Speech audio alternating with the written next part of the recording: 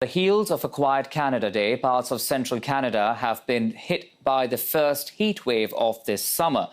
Environment Canada also issuing a warning from today up until Sunday in the Toronto region. For more on this, let's now bring in Dave Phillips. He is a senior climatologist with Environment Canada. Good afternoon and thank you for speaking with us here on CTV News Channel. So it's interesting. We have the scorching sun in the east and then we have rainfall in the west. What are the systems telling us? Well, Akshay, this is a big country, the second largest in the world. It's not surprising that you're going to have weather in one part of the country different than the other.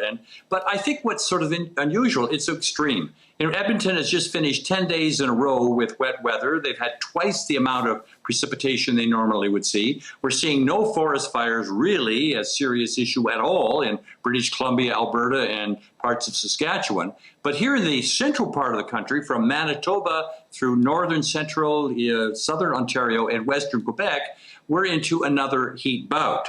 We've had a lot of days above 30 degrees here in the east. I think in Toronto, for example, this time last year, we had no days above 30. We've already had 11 already, and humid days too.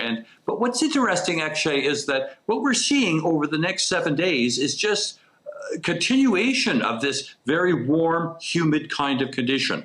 Not just 1 or 2 days, but 7 days to 10 days in a row with temperatures that are 30 degrees or above, nights that are very warm, and that's often very unhealthy, of course, and high humidities. As the crops are beginning to grow, we put more moisture into the air. And so these are the lazy, hazy, crazy days of summer in central Canada. It's something that we're kind of used to, but this is a little bit early. I mean, normally the dog days of summer don't come for another month, and already we're well practiced at finding out how hot and humid weather and how we should behave under such conditions.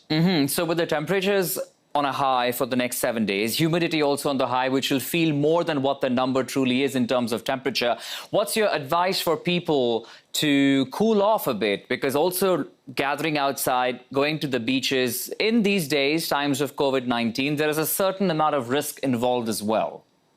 Well, there is, and it's just unprecedented times, Akshay. I mean, often by this time you can have a list of sort of do's and don'ts with regards to the heat and humidity, but it's different now, and because of the circumstances we're in. We had kind of a cool spring, and so we weren't necessarily seduced into going outside, but now that the heat has really arrived, the other thing is the water temperatures are beginning to warm up. I notice people are not just sitting there, stepping their toes in the water, they're actually getting into it, that there is a lot more, it's more difficult to practice physical distancing. And we just have to be mindful of that.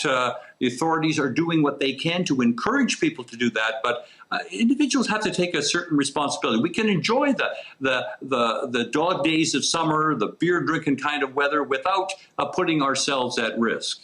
All right, we'll leave it at that for a moment, but thank you so much for providing us that update of the temperatures all across the country. That's Dave Phillips, a senior climatologist with Environment Canada. Appreciate your time. Okay, Akshay, bye-bye.